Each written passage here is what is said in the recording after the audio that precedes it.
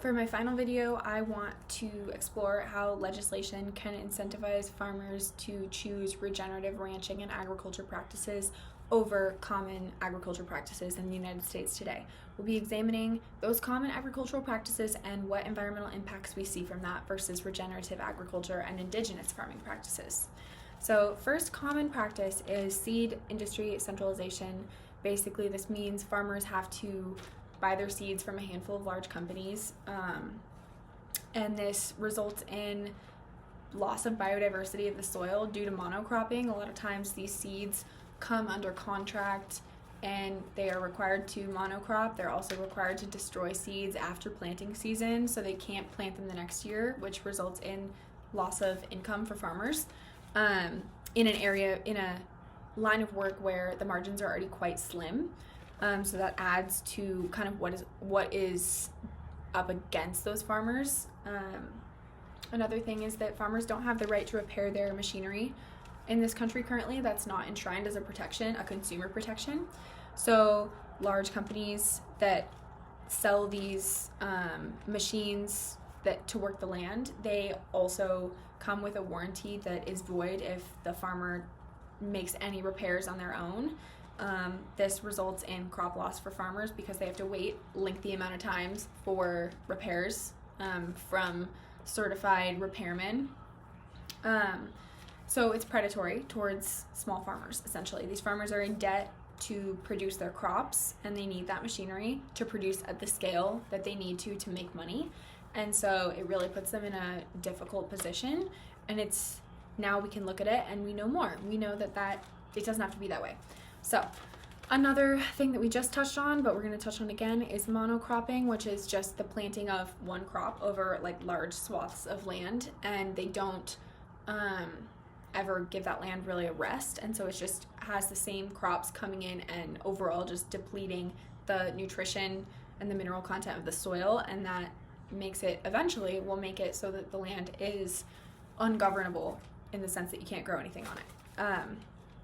Factory farming is the practice of growing lots of cows for meat consumption, and a lot of times the way this is done is, all the time the way this is done is through the consumption of corn.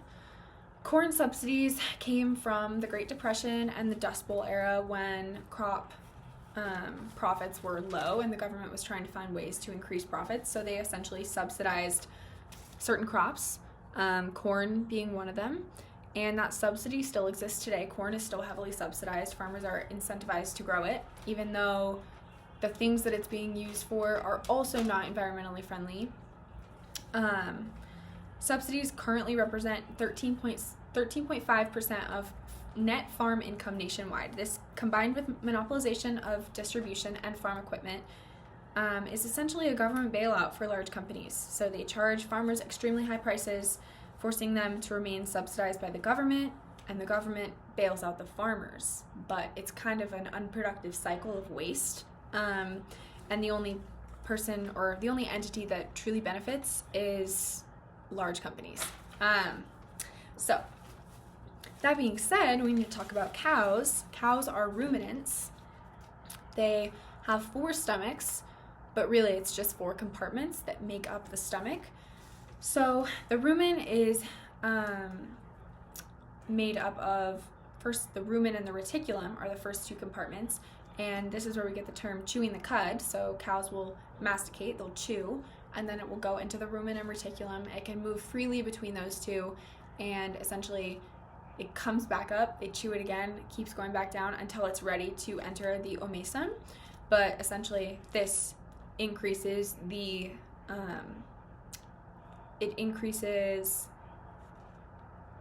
surface area of the grass or whatever it is they're eating, to make it more bioavailable to them for fermentation. So then it enters the omasum, and that has thick folds that serve the purpose of water reabsorption for the cow, and then it moves into the abomasum, which is the true stomach. It's most biologically similar to other monogastric animals. That being said, corn carbohydrates are more digestible than grass, thus quicker fermenting. Corn is also often steamed and ground up, which those exponentially increase the rate that these things can ferment because they're not having to break down first.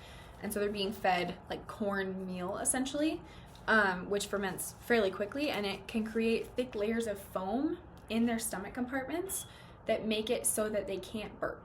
So essentially their gas gets built up and it can cause bloat, which can be fatal, and acidosis, which their saliva is alkaline, and so less saliva means not alkaline enough, which means they have a buildup of acid in their body that can cause horrible stomach problems. It destroys their gut microbiome.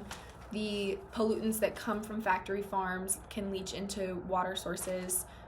Increased methane production from their eructation, which is burping essentially, and overall has incredibly negative impacts on both the cow and the environment around it. It destroys biodiversity in the area and overall is inhumane to knowingly cause that. So I would say that examples of legislative actions that would promote a shift in focus include reducing and eventually eliminating subsidies on corn. The goal of this would be to incentivize farmers to grow crops that promote native vegetation in their local ecosystems, as well as, of course, promoting the health of their cattle, because if we're going to be consuming them, we also want to make sure that they're healthy and well taken care of, and that their stress is low, because we're consuming everything that they consume, in the sense that that's how we get, I believe we get 10% of our nutrition from, if we were to eat a steak, like we would derive 10% of the cow's energy from that steak, if that makes sense. So anyway, I would also say that we should legislate subsidies for farmers who sell their products in local communities. I think farmers that focus on local distribution should be rewarded for that. And because farming has such tight margins, I think that would incentivize that, because a lot of farmers want to farm that way, but it is cost prohibitive oftentimes because of monopolies on seeds and thin margins and stuff like that. So I also would give farmers free access to weather monitoring systems, advanced weather monitoring systems that would allow them to foresee any weather issues or things that could prevent them from successfully harvesting their crops. I also would want to achieve decentralization of the seed industry, distributing seeds on a regional level based on the ecological needs of the area and native plant life, and also like bugs and all the creatures that need that area to survive. And then also explicit protections on the right to repair farming equipment would protect farmers from losses and predatory practices from large farming machinery companies.